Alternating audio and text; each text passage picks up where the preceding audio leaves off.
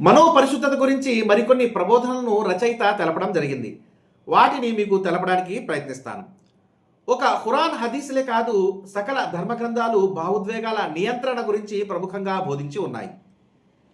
వాటిలో వైదిక ధర్మం ఏమంటుందో ఒకసారి మనం పరిశీలిద్దాం.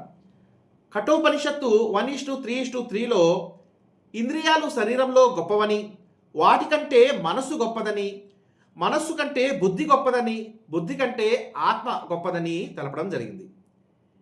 ఈ మంత్రంలో మనిషి మౌలిక విభాగాలు, వాటి కార్యాలు, వాటి మధ్య ఉన్న సంబంధం గురించి అద్భుతమైన సమాచారం లభిస్తుంది.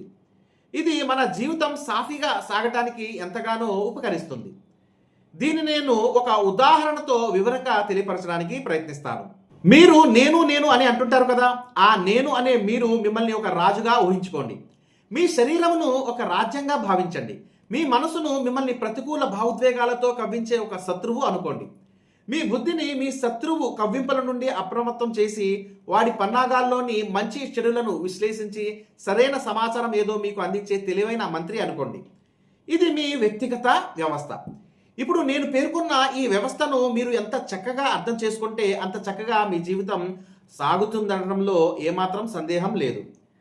అయితే ఇక్కడ కీలకమైన 2 ప్రశ్నలు మన ముందుకు వస్తున్నాయి. వాటిలో మొదటి ప్రశ్న, నేను, మనసు, బుద్ధి అనే ఈ ముగ్గురిలో సర్వ స్వతంత్రులు ఎవరు? రెండవ ప్రశ్న, వ్యక్తి వలన అమలు అయ్యే మంచి చెడు కార్యాలకు బాధ్యులు ఎవరు? మొదటి ప్రశ్నకు సమాధానం, నేను అనేవాడు సర్వస్వతంత్రుడు అవుతాడు. ఎందుకంటే మనసుకి కేవలం 6 అంతర్గత శత్రువులు. అవి కామ, క్రోధ, లోభ, మోహ, మద, మాత్సర్యాలతో నేను అనే వాణ్ణి కవ్వించే శక్తి మాత్రమే కలిగి ఉంది. బుద్ధికి ఆ కవ్వింపుల ప్రమాదం గురించి అప్రమత్తం చేసే శక్తి మాత్రమే ఉంది.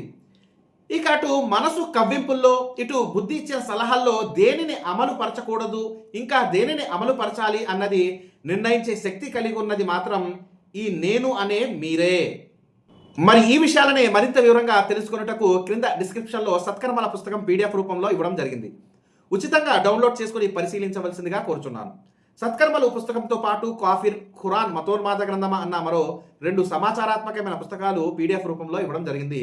వాటిని కూడా ఉచితంగా డౌన్లోడ్ చేసుకుని పరిశీలించవలసిందిగా కోరుచున్నాను. మరి వచ్చే వీడియోలో మరో టాపిక్తో కలుద్దాం. అంతవరకు సెలవు. జై హింద్.